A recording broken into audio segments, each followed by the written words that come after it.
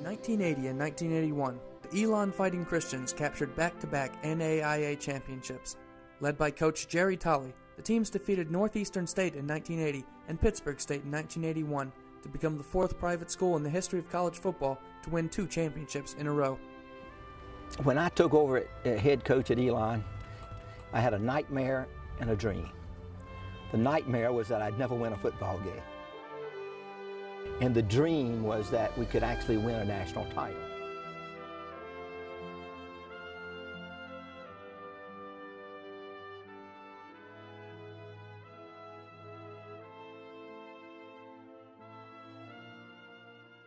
In 1978, my freshman year, we were second in the nation. Had an outstanding team, went down to McAllen, Texas, and unfortunately we were beaten.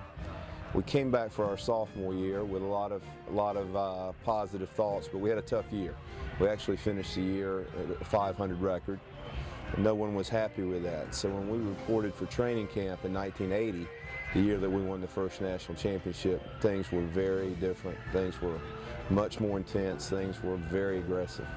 There was a discipline instilled in us, and everybody had a bad taste in their mouth, whether you played or was coaching. And Coach Tolley said, we're not going to go through another year like 79, so he stepped up. The first game we played very mediocre. We beat Elizabeth City State team. The second game we went to Mars Hill and played about as poorly as we could possibly play.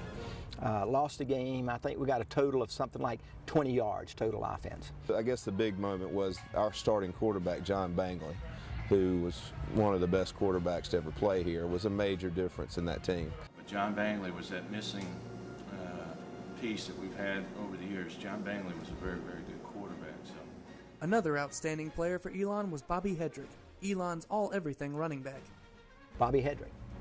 A lot of people would consider him the greatest running back that ever played at Elon.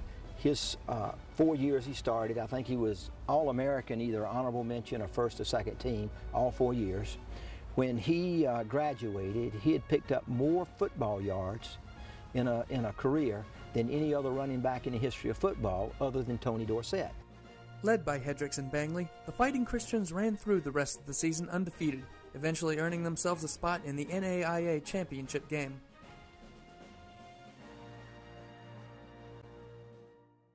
By that point, we were very confident in both years. We were very confident.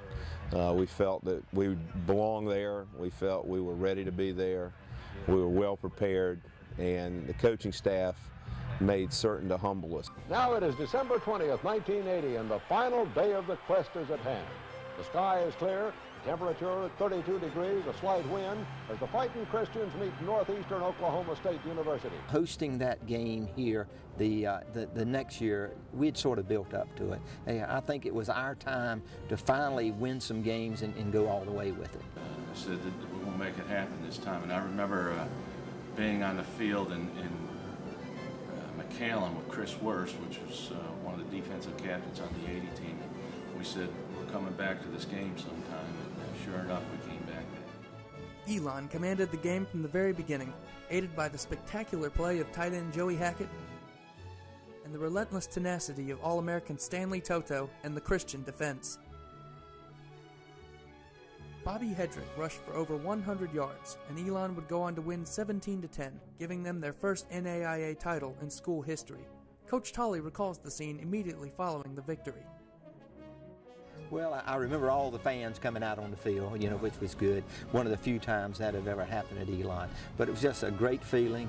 It was like, finally, we did it. We did it. It was jubilation, and there was a lot of hugs, kisses, crying, and can't wait to get home. One of the things I said, I don't know if we took the time to enjoy it. Because, when you win the national title, you got to start all over, for the next year, and there's a lot of pressure there. I don't know if we talked about repeating the first day of summer ball in '81, but once you win, you got that confidence. It's not cockiness. It was an aura of confidence.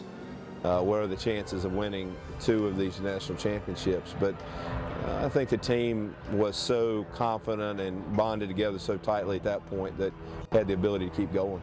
I used to tell the fellows before every year, I said, fellas, somebody's got to win a national title, and it might as well be us. The team started the 1981 season with an easy win over Guilford College.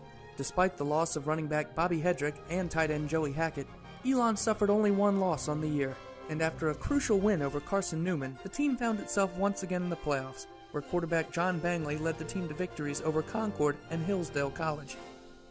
That set the team up for their second consecutive NAIA championship game, held once again at Burlington Memorial Stadium, where they would take on Pittsburg State for a shot at back-to-back titles.